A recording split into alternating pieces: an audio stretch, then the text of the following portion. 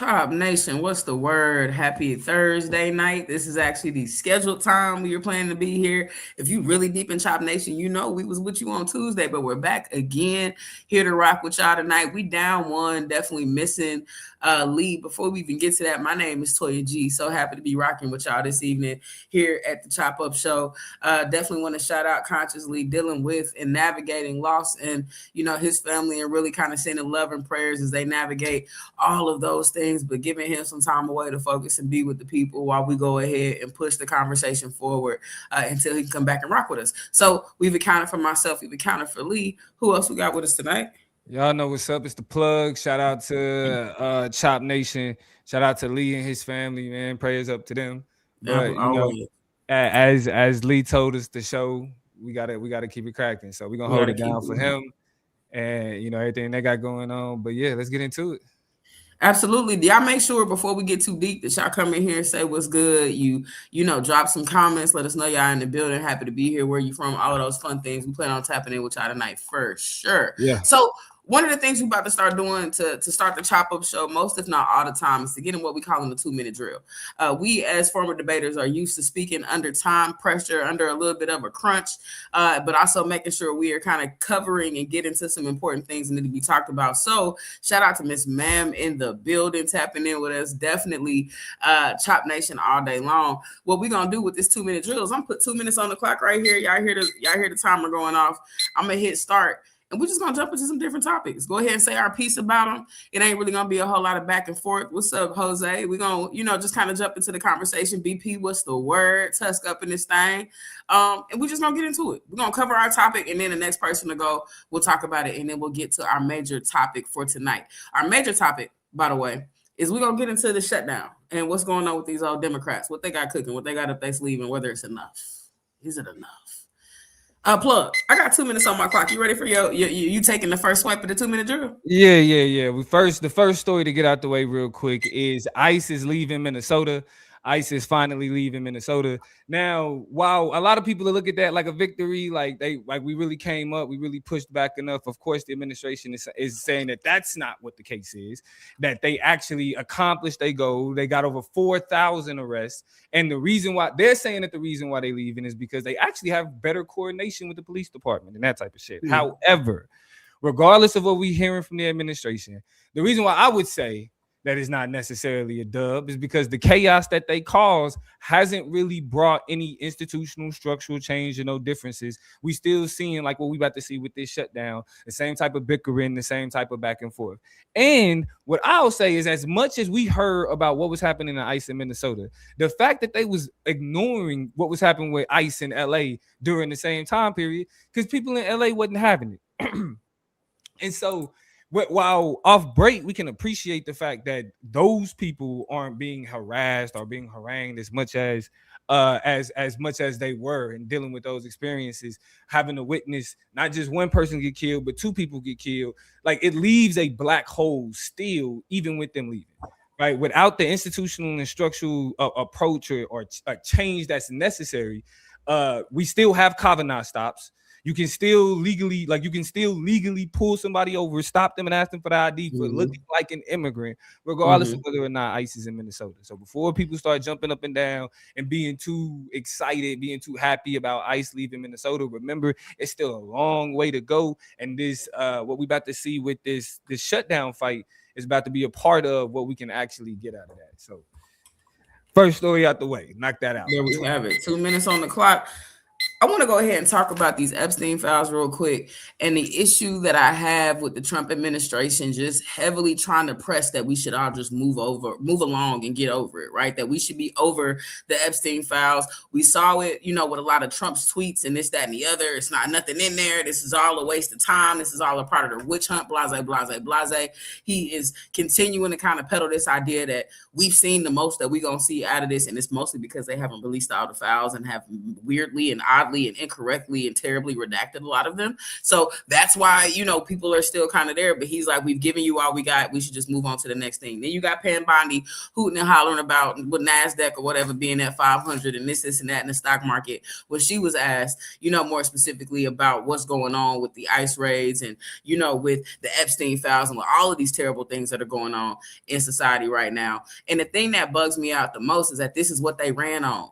You want people to shut up about stuff that you wanted to talk about, that you pushed the envelope on, that you won the election on because you said you was going to reveal some people. Well, the Clintons is already saying we're willing to pull up. I'm sick of ducking and playing with talk to them, but for some reason y'all being real squirrely about the facts. You know what I'm saying? Y'all don't want us to talk about affordability, but y'all ran on affordability. I don't want to talk about a lot of stuff that you gain ballots off of. So to be clear, here's a list of administration officials, current administration officials or administration adjacent officials listed in the Epstein files, people in your crew that you wanted to talk about when it was sweet for you, right, for the election.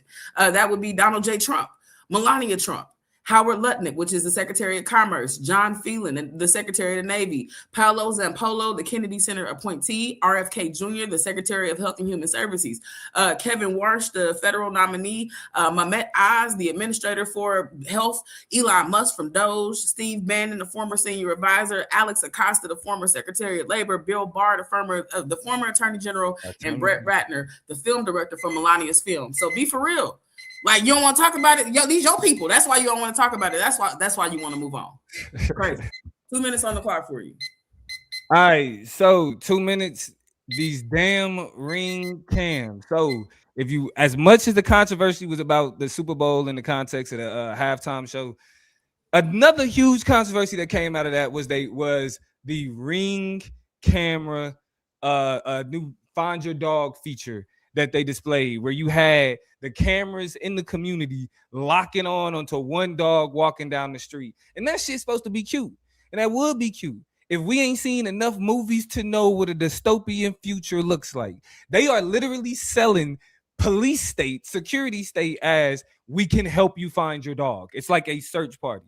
Stop playing with me. If you can if you could identify a lost dog walking through a community, you can identify people just as easy. And knowing the relationship with the FBI and with law enforcement and Ring, the type of transparency that Ring has working with law enforcement, you think we want to be like watched by the police as we walking down the street? Like, that's the type of technology that we should be embracing. As much as we've already we got GPS devices following us in our pockets. Yeah. All of our information is now digital, so everybody know who everybody is. We are losing any real semblance of being quote unquote disconnected. It can't happen. The Ring camera shit is cute. It makes for interesting videos, a nice handy security system. But at the point where they're literally saying, "Hey, we watching how dogs walk, and we also give this data to the FBI, to the police," then we should really be second guessing and questioning the motives, the function, and how much we willing to embrace this technology. So. Thank God it's a feature for you to be able to turn it off, but we need people smart enough to do that.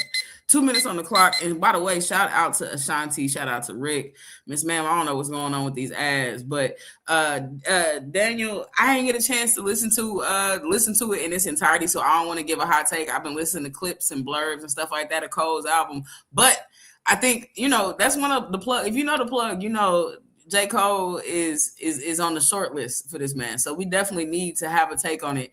And I think we might end up circling back to the album. We'll talk about it at the end of the show. We'll talk about it at the end of the show. Well, there you have it. All right, 2 minutes on the clock. My last topic, and then the plug got it, and then we're going to move to the major topic of the show. I gotta go ahead actively, even though this is about a week ago. I need to go ahead and call this out by name. I'm very disappointed in Druski, right? I think Druski's comedy is interesting. I think he is a step above and a cut above a lot of his peers in terms of the improv, in terms of the approach to strategy, right? We always asking questions. How did him and Desi Banks even get where they be at? How do you get access to these people's stuff? Get in there, do so. Like, that is, a take on the process and the approach of online comedy and situational comedy and improv that I tip my hat to. But what he did at the NFL honors kind of celebration where they acknowledged the award winners for the season, he gave the MVP award to Jackson Smith, Offensive Player of the Year. Yeah, offensive player of the year. Sorry, Yeah. to Jackson Smith and Jigba, JSN, and his last name is unique. I forget what specific African country he is from and represents, but I know that his last name is hyphenated. I think to pay honor and due diligence and respect to a member of his family, probably his grandfather, who was just very influential to him. And so, I did the fact that he got up there in front of everybody, in front of the whole United States, in front of the whole world, and make fun of his name in ways that we already know white people already do, that we already know anti-black people already do in circles and spaces where we don't see them in these days real boldly in ones we can. Like, I just don't know why that was the move. I have questions about whether the NFL wrote it and he executed it, whether he got up there and just did it himself because he thought it was funny. But I think it was in absolute poor taste. And I think it's one of those things that makes you cringe, not only because it's messed up, but it's also because it's one of the things that's like, you don't do that in front of the white people. Don't do that in front of them. Yeah. Don't do it like it's bad enough when you're gonna do it in a group chat. It's bad enough when you do it off to the side, but play with him or do some shit and say it on the side of the stage. Don't get center stage in the biggest moment of his life. How selfish of you, right? The name he has is gonna be on that word that's cemented in the legacy of the NFL, and play with it. His last name is in Jigba. Say it right and put some respect on it. Yeah. 2 minutes, 2-minute drill for you. All right, this is the last one, and we're gonna get into the story. I don't know if y'all been watching the news recently, but Pam Bondi just got up there and made an ass of herself. And as much as she lied, as much as she misstated facts, as much as she attempted to divert attention away from shit that Toya talked about, they campaigned on, I think the bigger problem that we see with what's happening, like with people like Pam Bondi, is we are watching white privilege function in our face. We are watching people who are ineffective, who are inefficient, who literally suck at their job, have some of the most important roles necessary to the function of this government. And it's these type of people. Like the fact that we got lectured about diversity, equity, inclusion, not having anything to do with merit, as we watch them fail over and over repeatedly. Whether it's indictments that don't go through, like literally the statement was, you can indict a ham sandwich. The Trump administration literally failed to do that. Now I'm being facetious. They tried to indict a protester for throwing a sandwich at a I think it was an ICE agent or something like that. Right. Yeah. And yeah, they didn't get the indictment. They suck. They suck. And Pam Bondi is another example of a I don't want to be disrespectful, and I don't want to come off misogynistic either. So I'll repeat another example of white privilege. We repeatedly have to watch these people throw a fit in public and still be considered legitimate just because of the seats that they occupy. So again, black people, do not let these type of people lecture you about merit and where you belong when we watch them be terrible at the jobs that are handed to them because of what they look like. And just like that, that ends, or rather completes, the 2-minute drill. Let's go ahead and slide over, plug, two more political talk, because you kind of talking about conservatives. We've kind of gotten into Pam Bondi and the missteps. I've listed a bunch of people in the Trump administration directly tied to the Epstein files. But now we're having more conversations about the Democrats. Finally, they seem to maybe perhaps be shaking the table, depending on how you look at things. Go ahead and take it away and start moving us through this conversation about Democrats and the shutdown. All right, so the way that the situation is currently, funding for the Department of Homeland Security is set to be set to expire 12 a.m. on Saturday, February 14th. The reason why we pretty much know that there's going to be a partial government shutdown come Friday is because these people didn't already left their jobs. Congress don't stay nowhere, stay nowhere or stay in Washington any longer than they need to. So they didn't got up out of there with no vote happening. So we're going to see a partial shutdown with DHS. Now, unfortunately, we gotta front load this. Let's keep it a stack. ICE is still be funded, Border Patrol is still be funded. So the people that are essentially responsible for the shutdown because of how they moving, they still gonna get their bread up until September due to a previous proposal. But you have TSA that's gonna be shut down. You have FEMA that's gonna be shut down. You have the Coast Guard that's gonna be shut down, and any processing for visas and naturalization is going to be slowed down. And I think what Toya is wanting us to talk about is whether or not this partial shutdown is a victory. It's something that we could look at and be like, it's a benefit. And I think we want to know from y'all as well, because this is the Democrats saying, and being able to get enough Republicans on their side to say, hey, we're not funding DHS until we do something about how ICE is moving, till we do more. So does this look like, they putting their foot down? Does this look like Democrats are sticking their chest out? And so I have to ask you, Toya, because I think my answer is pretty obvious, but I have to ask you, does that look like that to you? I think to the untrained eye, sure. Right? But I think that it becomes a whole lot more complicated when you start to think about like the necessary patchwork of meaningful actions that is necessary to even kind of scratch at the surface of things, right? The solutions that we have to what's happening are largely rooted in the solutions that we had to solving problems are largely rooted in the courts, right? We're at the behest of the judicial branch of the United States and how it functions to save anything. And so when we think about like Democrats and even what they're trying to do, what they plan to do, we don't know nothing. And so this is like, interesting, right? That your name can finally be unequivocally attached to like at least some show of strength and a backbone, some chest.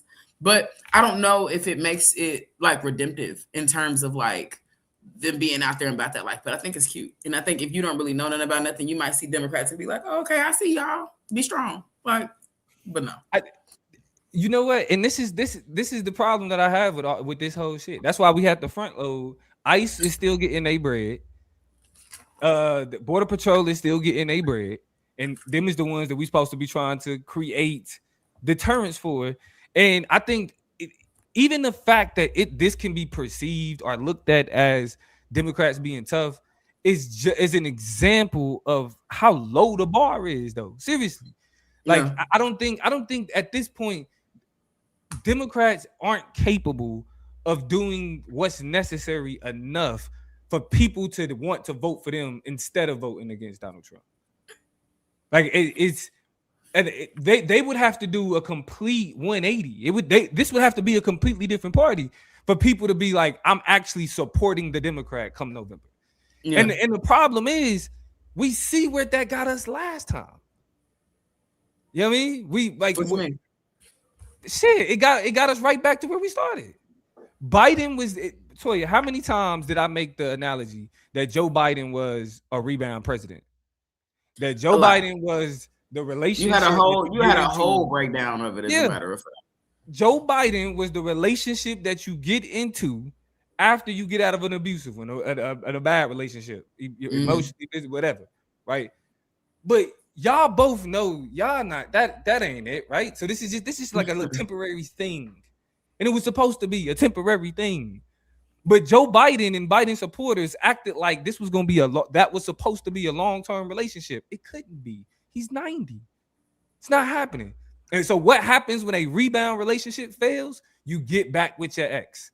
And that's what we're witnessing. So whoever else that, like, when we look at the rest of the Democratic Party, it can't look like it does now in order for people to feel like when they get to the polls, that's actually, they're supporting somebody on a Democratic ticket instead of just saying, get this person the fuck out of here.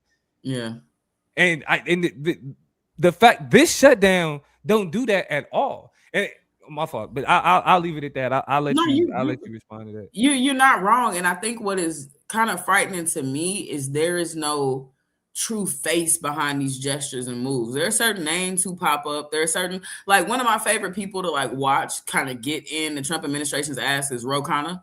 Like, I'm really kind of starting to like really enjoy his, matter of factness and his very kind of direct, no nonsense, but also his tone is always very even, very calm. He's in control of his situation. Like, he's not being moved by what's happening. But It's just like no real faces that either stand out as leaders in the Democratic Party that's constantly putting their foot down, constantly drawing lines, constantly beating the drum. I mean, I guess, we have flashes of Jasmine Crockett. We have flashes of, AOC is always going to bubble up in some, hot button moment or something like that. But it ain't, I don't know. Like, it's just like, I don't know the names of the Democratic Party to say this is a notch in the direction of, change, and the shift is being led by people who we see and who are visible, who are speaking out, who we're already familiar with in the party, that are at least having some type of awakening, that's saying, okay, we really in here now for the win, right? And so that makes it difficult, because then that's tied to even candidates, right? Like, I feel like we need to be, is it too early to be talking about like who Democrats are courting for that position, right? Like, I feel like we should be having, maybe it's too soon and I don't know timelines of politics, but like discussions about who could be the person who, is a favorite, who, like, and instead it always kind of circles back to Gavin Newsom, and then one day he's the devil, and then one day he's the most, strategically, keen and powerful, and then the other day he's the devil, and then so that's all I'm getting. And I'm just like, I don't see this as at all supplementary to shit they have going on. But that's because I think, like, that question is always the question I pose to niggas once elections come around, and it's just like, well, who y'all want us to vote for? It's like, nigga, who have you supported? Who have you advocated for? What research have you done into a candidate that you would actually be? And if you found that candidate, what the fuck did you do to support him? The problem is we are in a cycle to where we complain about the people that they put in front of us, and then literally do no work to put our own out front. It's not enough people that are willing to say who they would vote for, given the opportunity. And so, like, as long as it's up, the conversation is about, well, who's out there, like, who do we got to select, right? Like, as long as we stay at this place where it's about whatever candidate got the most name recognition or whatever most attention, because like Gavin Newsom, that's all he got is name recognition. Because once he starts sitting around with Ben Shapiro, it's like, nigga, we knew you was that. I don't care how crazy you talk to Donald Trump, bro. Oh, you are smart enough to pay for a good social media team. And that's why I feel like it's so, but you sit with Ben Shapiro, bro. Like, stop. Like that, and that's the type of shit that make him the devil. That's the type of shit that make him the problem. And that's like people, have been saying the thing, because I'm on, like, I don't know. I'm saying this in a world where, I think I'm finally in a place professionally where I'm like committed to living a life in California. But before I was not so much, right? So I'm like, where would you move? Where could you move? And I cannot give you a state that I would want to live in outside of this state, right? And a lot of that is because of what the governor has done, what he is not playing about, and some of the, progressive things that he has done, implemented, allowed. This is not, though, saying that I'm not keen and hip to a lot of the terrible shit that he's done and what he's created. That being said, and that aside, like, all of that to say, I wouldn't want to live anywhere else but California. However, one of the things that always gives me the ick is when people are like, he's the devil, but he's my devil, basically. You know what I'm saying? Like, he's a terrible person, and we recognize that, but he's mine. And like, so there's this relationship, or this, cognitive dissonance that is a little bit too heavy-handed for me, where you're willing to look certain things in the face and know that they're messed up. I absolutely hated the ways that he manhandled, and I literally do, I try not to use gender language, but literally manhandled homeless encampments, and went to show and prove a point about how serious he was about eradicating homelessness here, not in the regular way that you would think, where you would give them more access and resources and shit like that. But no, you want to tear up the encampments and move them around with your bare hands to show, you know what I'm saying? Like, that is where I'm just like, ah. And so then, of course, trans antagonistic statements about trans athletes and things like that. Then you have sitting down with Ben Shapiro. Like, you just have all of these different glaring examples that it's just like, I can't go heavy-handed on the ownership. I live where I live, and I stay where I stay, and I'm grateful for the scope and scale of what that looks like. But that man is also just not to be trusted. Not to be trusted. That's where it's just like, it gets real sticky. So real quick, as a sidebar question, real quick. What country would you live in if you could live outside the country? At least drop one. Daniel asked that question real quick. What's your answer? Just real quick. Drop it. Nigeria. Fuck it. You would live in Nigeria. Why? I feel like I'd be a damn fool to say anything other than Africa. You know what I mean? Yeah. I'm not trying to trade white people like that. That's fair. Yeah. I don't know. I don't. I think I really want to build a deeper relationship with the continent. You know what I'm saying? So I can have a little bit more of an apt sense of you. Because honestly, we are tethered here, and I don't know, that language kind of gets weird in terms of what we have, but we are deeply connected. But you use it tethered correctly though. Exactly. Like you're right? using So tethered correctly. Yes. we Like are so. blackness I is feel tethered like to America. Like this we are so deeply kind of connected to the world that we know, and so deeply farly disconnected if you haven't had the privilege or the honor of having your ancestry, knowing your lineage, doing the ancestry situations, that it's like, to me, the way that the experience is sitting on me is just like, it's hard to know where to go. Like, I want to treat the continent with respect, and like the double digit amount of countries that's over there. But my heart is not led to a particular place. So it's hard for me to be like, I want to go to Africa. Like, yeah, of course, obviously I want to go to Africa because I don't know enough about my connections and my roots. I mean, I guess any country would do. You know what I'm saying? Like, let's not get it twisted. But I don't know. That's a question I will have to think about. In terms of places I've already been, where would I go back if I had to live somewhere? Definitely Panama. I think I will go back to Panama. Okay, that was my little side quest of a question because Obsidian Flint had a good comment though that we wanted to highlight, is that people need to give more attention to policies than the name someone carry. And I've been saying that for years now. It's really that simple. Like right now, politics is set up for personality worship. You know what I mean? It's like we look at, especially since Obama, presidents have become celebrities. You know what I mean? And because if I'm gonna be honest, if Joe Biden if you know what I'm saying, was about 30 years younger, shit, he may have had a shot for another chance. But when you can use, his functions, you know what I mean, and with him aging and him being like pretty old, you know what I'm saying? Like then that's a reason to get him up out of here. So 100%, especially as we move into these midterms, definitely need to be more of a focus on policy instead of what what somebody's name is and what letter is next to their name. Go ahead, Toya. I mean, I think just two things that I was thinking about, kind of in terms of it's really weird how we get to like not falling in love with names, you know what I'm saying, and celebrities, because the reason why we got Donald Trump, his celebrity, is because we were tired of the politicians, right? Like we were just so sick of the people who were lifetime politicians who only played the game like the game had been designed to be played, and it was refreshing.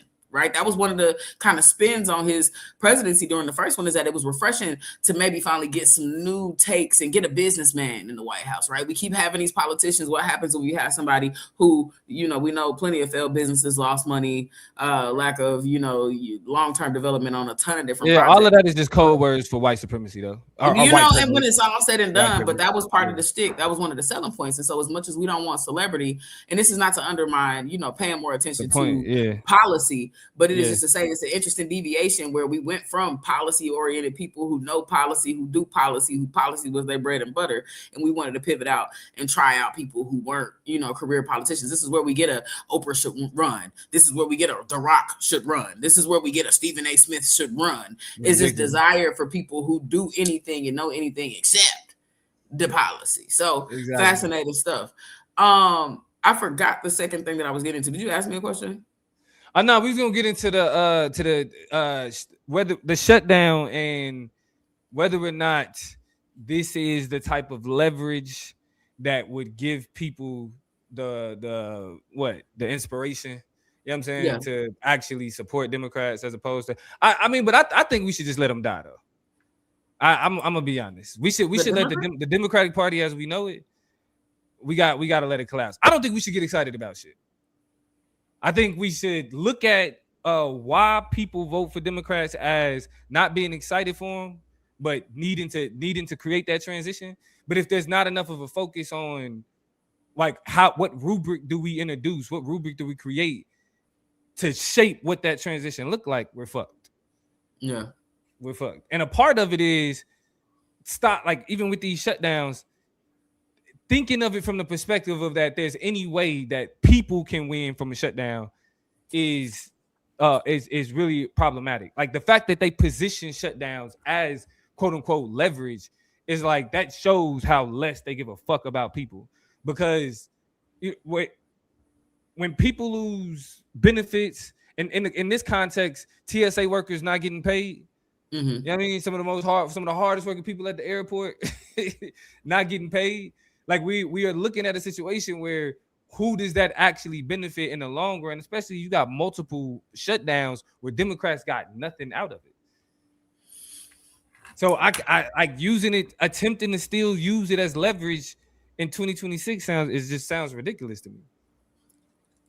I mean, perhaps. I think the thing that I kind of think about is, I don't know. Like I think it is really, the Democrats are in a strange position because they can point to these kind of blips in the radar that I think maybe it makes it look like they stood up from some things and stood on some business, but I still don't necessarily know what they would even do for the second half of like Trump's presidency with their majority. Like there just doesn't seem like a trajectory to do with any momentum that they create.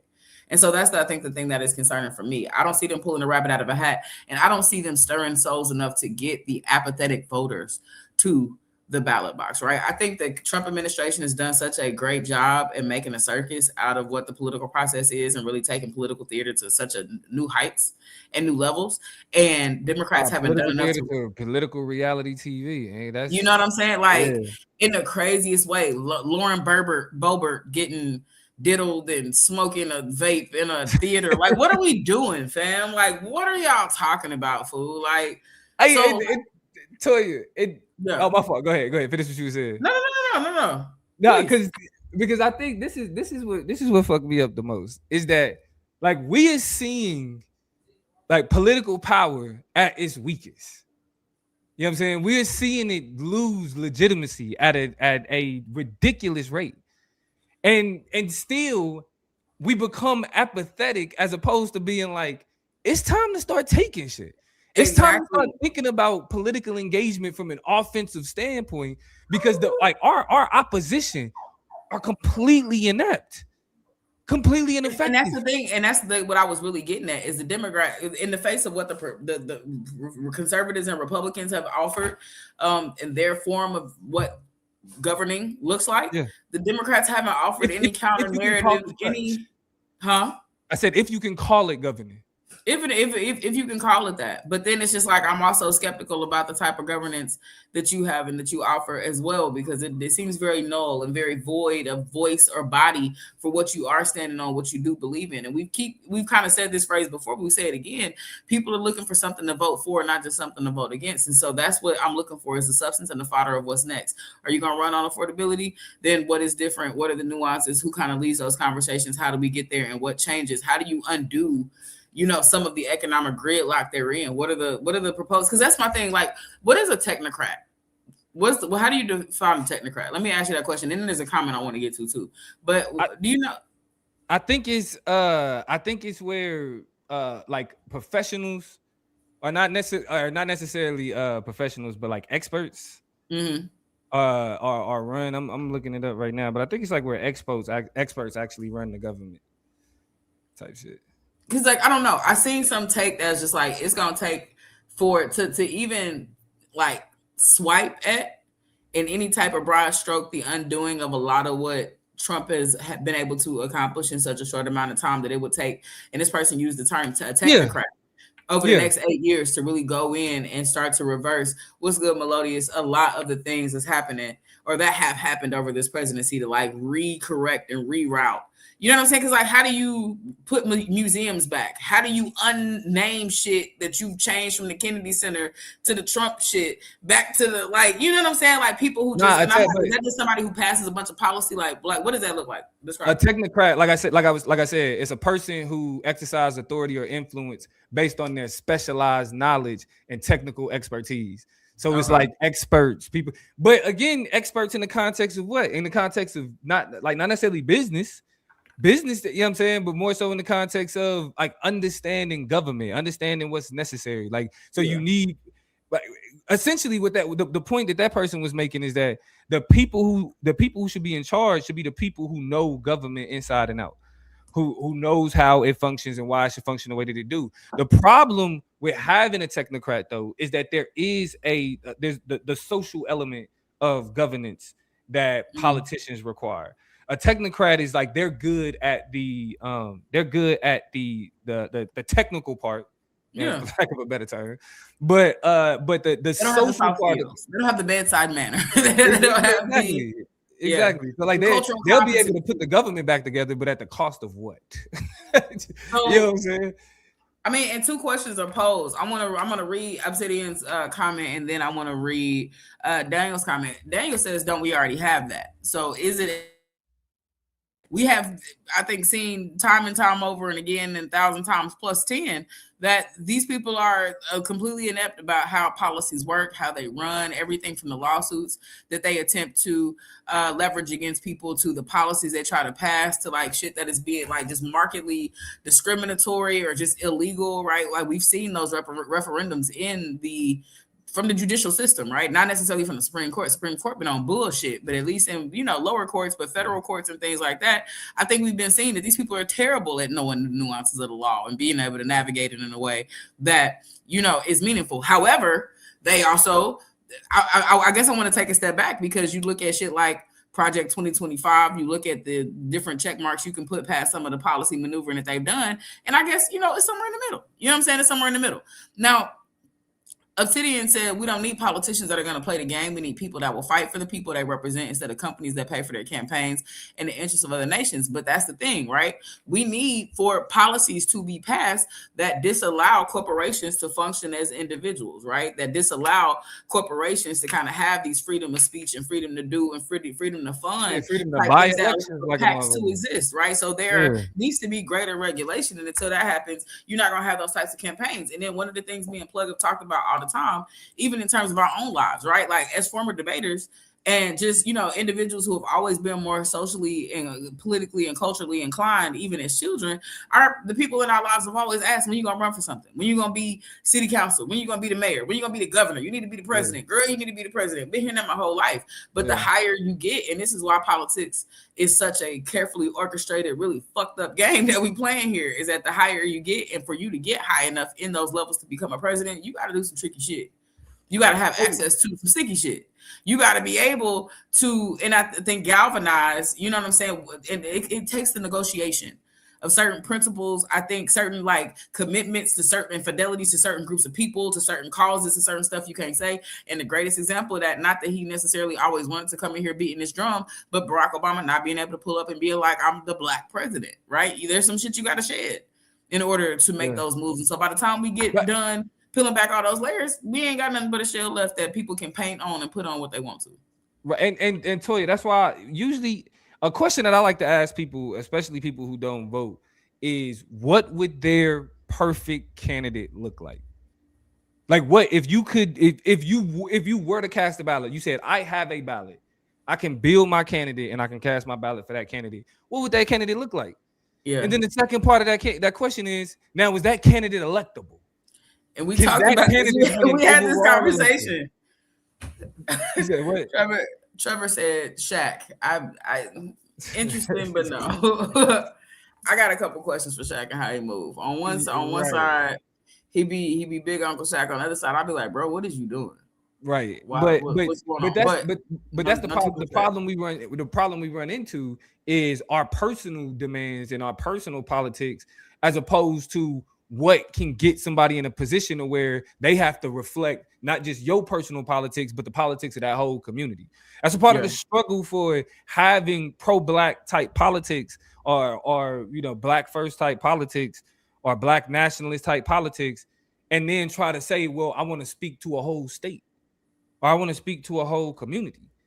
Because regardless of whether or not we, recognize it, the inherent anti-black nature of the society that we live in makes it difficult for those types of comments, like being pro-black becomes difficult to a larger audience. Pro-blackness only makes sense to black people, because once that becomes a political narrative, then everybody is like, what about me? Here's the kicker. Not even recognizing, what do black people deal with? Poverty. Motherfucker, if we fix poverty for black people, it's not only going to fix poverty for Please black well pay for people. black people. Yeah. You know what I mean? And Yeah. the thing is, what they're used to doing is when we fix it for ourselves, we used to fucking other people over. Mm-hmm. You know what I'm saying? When we're creating a benefit, we're doing it at the detriment of somebody else. So if they do something for their benefit, it must be at the detriment of somebody else too. Somebody That's else. Yeah. ridiculous. No. It's just, and it's a very binaristic way of navigating the world, right? Like black, white.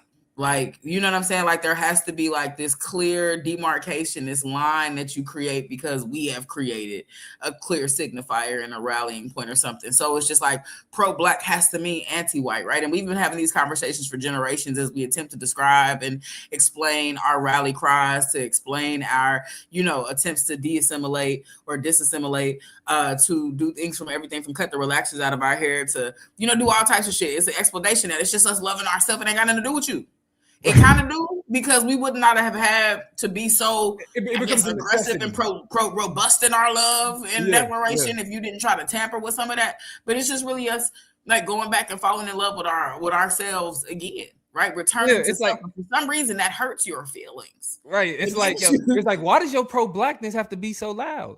Because your anti-blackness speaks volumes. But that is a constant. It is the constant polarity, right? The constant axiological approach to navigating the world that they have to share with other people. If they over there, we got to be over here. If you gonna do this, we got to come all the way over here and be like, that's some bullshit. You know what I'm saying? If you gotta speak Spanish, we gonna tell you that it's only English up in this shit. You know what I'm saying? Like it's just like literally constant examples of kind of this binary without dualism, right? So it really is the worst of how we approach the inevitability of two, right? The inevitability of multiple. We know that it's always going to be that, but instead of finding a way to be dualistic and be both and, it is a constant either or, and that is a psychological, deeply embedded, genealogical. What is the concept that's used to explain traumas passed down through generations? Epigenetics. It is an epigenetic condition of white people, right? To kind of force themselves to a corner when situated, you know, amongst other people. This is why you see the angry and violent acquisitions and colonizations, imperialisms of different regimes of people, because just like y'all not us.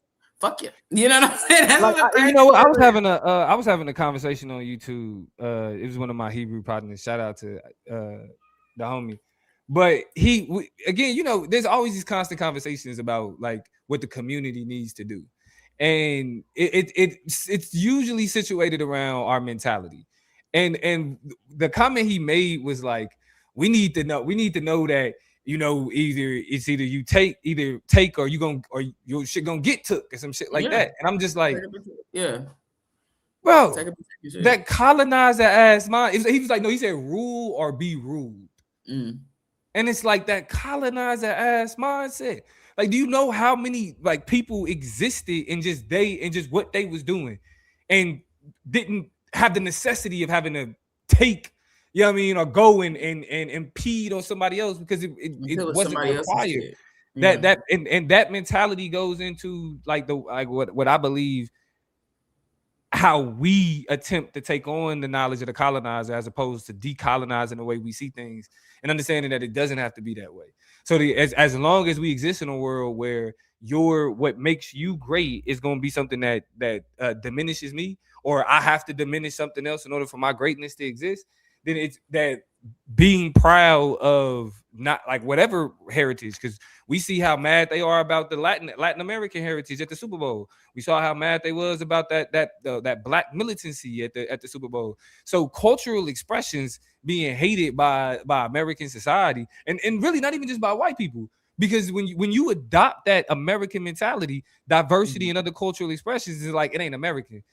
Like when I hear people like black people say, I need you to speak English, I'm like, no. No. Not what? Are we serious? You sucked in. You lost in it. That's all. You lost in it. So yeah, that's why I feel like, you know, especially as we go into 2026, and like we think about what is about to appear as a Democratic wave of support. Like people fuck with Democrats like that. Yeah. And we have to come to agreement now that it is necessary. It is necessary to get Trump the fuck up out, or not even to get him up out of here, and then not let one of his cronies get that spot because he's done, right? But we have to make sure that these Trump cronies that we trying to get up out of these positions in the midterms, we have to make sure that whoever we put in that spot isn't just not them. It can't just be not MAGA. Yeah, even if we got to make it competitive, it can't just be not MAGA. Like, yes, there's going to be a blue wave because I already know what we're going to hear, especially because Lee, because we on Lee's platforms too, that his audience is used to Lee being called a Democratic shield. I get on YouTube, I get called a Democratic shield. Toya don't really be in online communities like that, but I'm not gonna give you the chance. Yeah, okay? yeah. What you talking about? I know what I am. I know what I believe. Yeah, and so where I see you in the streets or at the ballot box, little hoe. Go ahead. And so let's come to an understanding that regardless of what the media portrays it as, this blue wave isn't going to be a question of whether or not Democrats deserve support. Mm-hmm. It's going to come down to the fact that the current circumstances have reached a point where the debate about whether or not we should be paying attention to Democrats and Republicans does not matter. These people, the conservatives that support Donald Trump, that have become MAGA, which is really all of them, who's kind of like made it possible for that to be successful. We in unison, it has to be condemned. It can't be what about the Democrats, because when you look at the 2 years that we're going into of Donald Trump, everything he promised, all of these, but what about the Democrat people? But what about the Democrat people? It was a lie. No day one affordability, no day one Epstein files. Epstein files now they don't even care about. The tariffs are destroying the economy. People are losing jobs. They've literally said, hey, our job numbers are so bad, let's fire the person that does them and then put in somebody and install somebody that's a lie. That's willing to lie. That may sound hyperbolic, but that's literally the reality of what we're dealing with. Donald Trump fired the person that was the head of job statistics because of how bad his job numbers were. He tried to get Jerome Powell up out of there too. Like, tried to get that from the Fed. He just doing his job, fam. Tried to fire the only black woman Fed governor. The one black woman. I can't get Jerome Powell. I'm gonna go after her. Supreme Court case, right? That's going on where that didn't went to the highest court. So it's like, there's no more. No, Democrats don't deserve the support that they about to get. They haven't earned it. But Donald Trump and his cronies is that bad. So Donald Trump, or the Democrats haven't earned it. Donald Trump ain't shitting, we know that, but it's going to take more than that to really check the table. I want to circle back to one of the many topics we started with to kind of close out the conversation, and that's this whole ISIS getting out of Minnesota situation, right? Yeah. To me, it's more obvious than anything, right? And especially like this happened. I'm not moved by ICE leaving Minnesota because they're just going to go somewhere else and do something else foul. You know what I'm saying? Like, we can't assume that, this shift is a pulling away or a lightening up. They literally said our mission here is done. Like, whatever they came there to accomplish, they felt like they accomplished it enough, albeit with some, some consequences and losses along the way. And I don't want to. They bigger than bumps. I don't want to. I was definitely being facetious, but I don't want to undermine the loss of life. Exactly. But just making sure to be clear that we lost the Renee Good and the Alex Preddy along the way. And so that on top of them feeling like they accomplished their goal, because they made sure to be clear, like, okay, that happened. We're not leaving. You know what I'm saying? Then there was a whole lot of back and forth between what's his name, Tim Holman, about if they were gonna stay and if they were gonna come back and forth. Minnesota just been jerked back and forth for about a month, and I hope they win that Nobel Peace Prize because they deserve it. Like, if y'all know, they've been nominated, like the city of Minneapolis, I believe, has been nominated for a Nobel Peace Prize. They do not. Look, the Nobel Peace, whatever that committee does not fuck with Trump. Yeah, like at all, right? So we're willing to give it to the whole state before we give it to your goofy ass. Listen.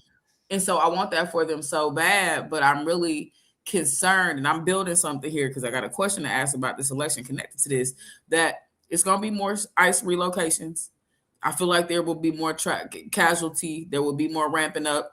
We can't fall for the rules of what we saw in Minneapolis, where, ICE was out there, and then they had the National Guard out there passing out hot cocos and shit like that, and making people feel like the police was gonna keep you from the police and save you. Like, that was one of the biggest, dirtiest, nasty tricks I seen in all of this shit, was the posturing like another policing agency was there to be the mitigators and mediators between the police and the people. Like, y'all all in cahoots and work to stop it. Stop it. Stop it. So to me, the pot is still stirring. And I also saw a post today that made it very clear point that it is not that things ever died down in Minneapolis, ever got quieter, ever got easier for people. It is that the algorithm took that shit out of our rotation. We moved on to other things and stopped seeing it. Let's stop talking about it as much. But shit was still moving and shaking. Yeah, shit was still. Or after the weekend of, what was that? February. No, that was January 27, 28. So whenever that was, right? So, like, wicked time still there, which means I think there's more to come.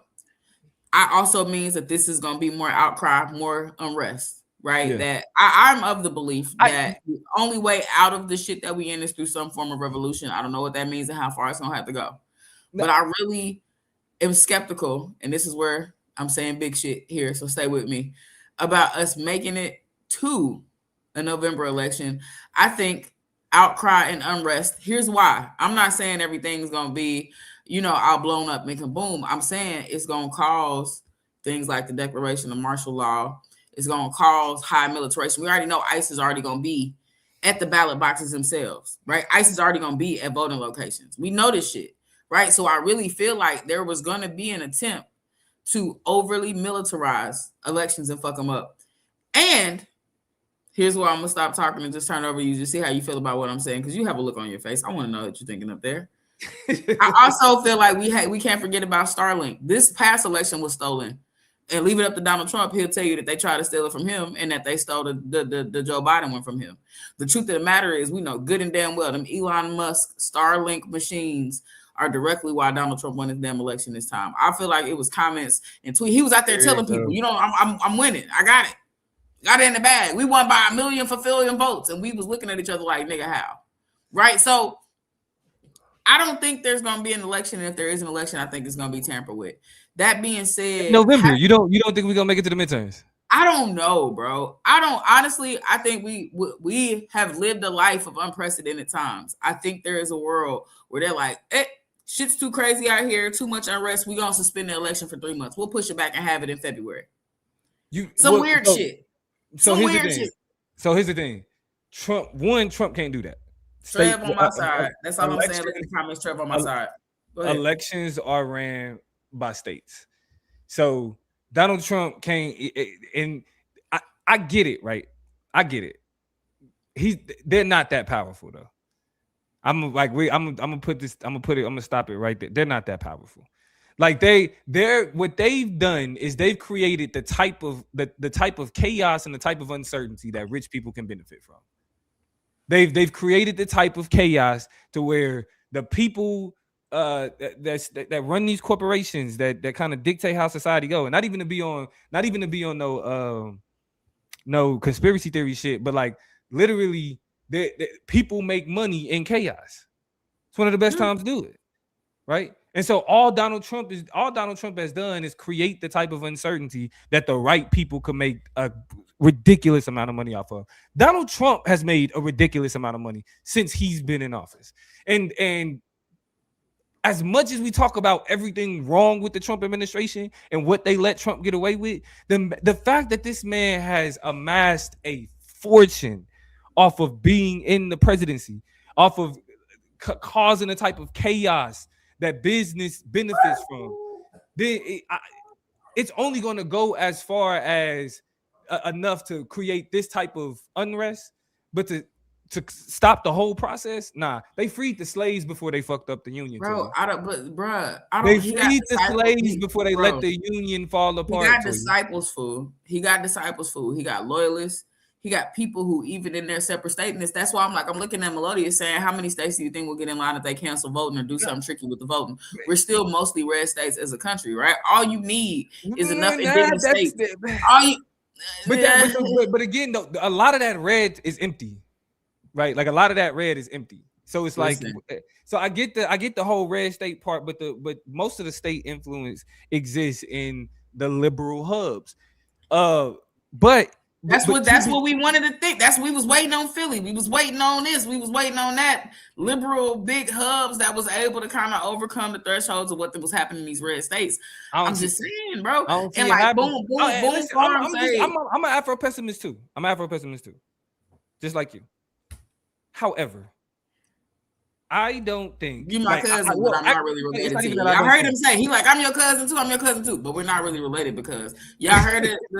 Just throw an emoji in the chat if you saw that shiftiness that I just witnessed, where he was just like, I'm with you, but I'm not with you. He's about to make a line and draw a line, a demarcation in his politics that are inconsistent with what I'm. But hold on, but I don't think it's a question of my politics. We agree. Go ahead.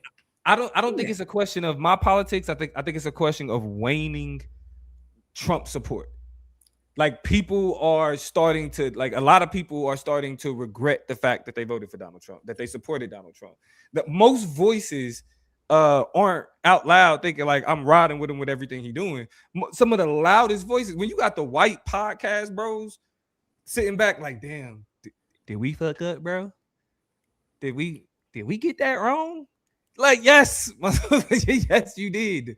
And there are enough. There are enough Trump mouthpieces that, like, look what we're seeing with the shutdown. The unity's not there.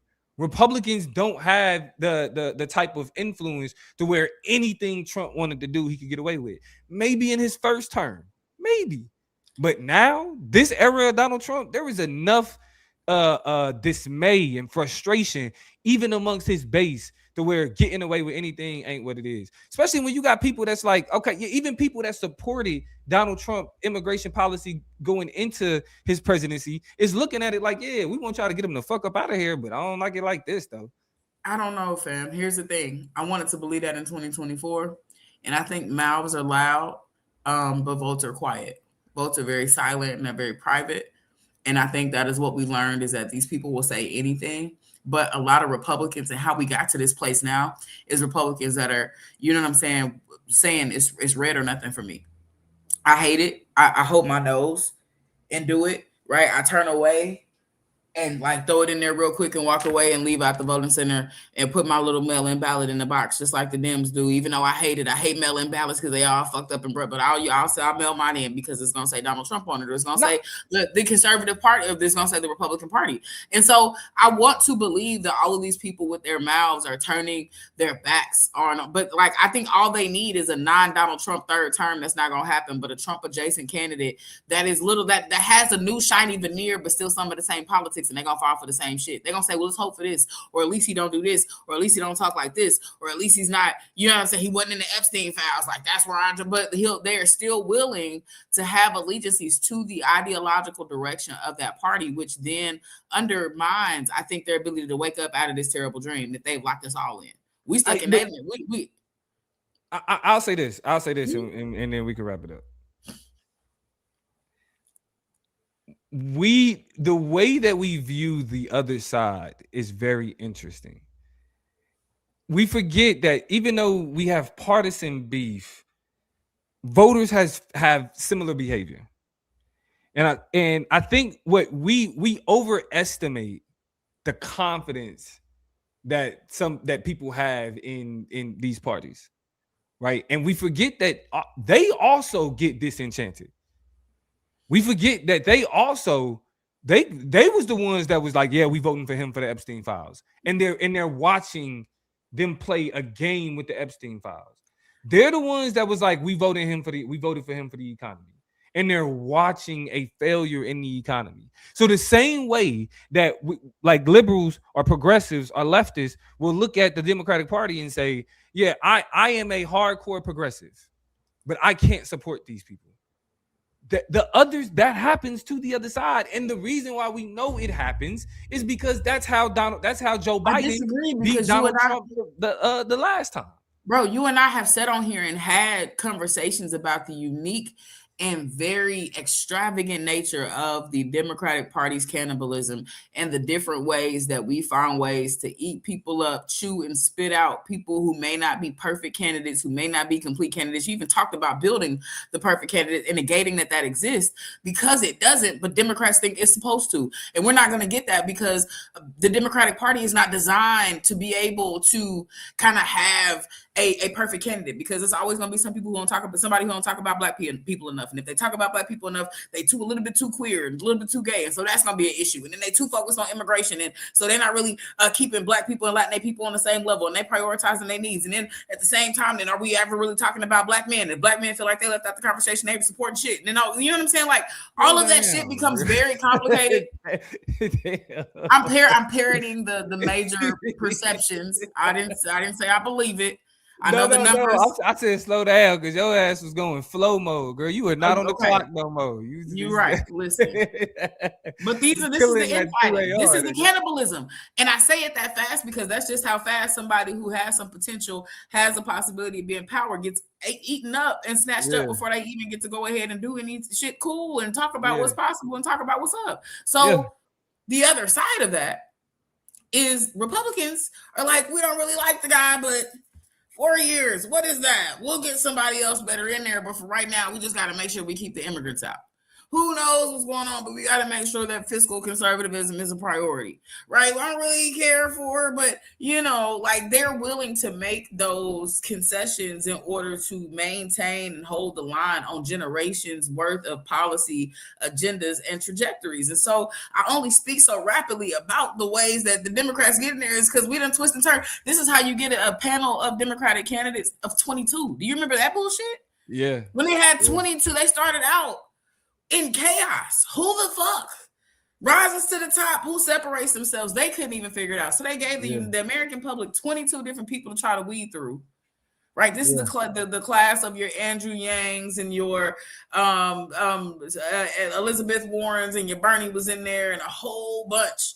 Kamala was in the mix, like a whole bunch of people. And it's like, y'all don't even have, and y'all leaving it up to us, and we don't know shit. Y'all supposed to be the professionals. Dwindle it down and give us the best of what you have. But even when you do that, we always gonna find ways to nitpick and figure out that she's Indian, she's not black, she's mixed, we ain't ever really a full black president. You see, it's just Obama over again. The light skins always win. However people want to come at it, and be critical of some things. When these people trying to give $25,000 for your first house, child tax credits, try to find ways to end conflicts and get out of wars and things. But that's not how the Democrats move. It's tricky. Yeah, I think that. And I don't want to call it optimism, but I do believe that that even Trump supporters are starting to recognize that they was sold some bullshit. But speaking of voting though, make sure y'all go to NAACP Image Awards category digital content creators and vote for my man's Conscious Lead for NAACP Image Award. I think the day is running out too. Is February 13th. So the final day is tomorrow. Right. So vote today and tomorrow. Do your part. So everybody that ride with Lee, man, make sure this is his second nomination. So make sure he walk away with the dub this time. And again, shout out to him and his family. Make Plug sure Substack. Yeah, we got to drop the Substack. This is my Substack at the Political Plug. Y'all can find me on Substack. Shout out to Melodious.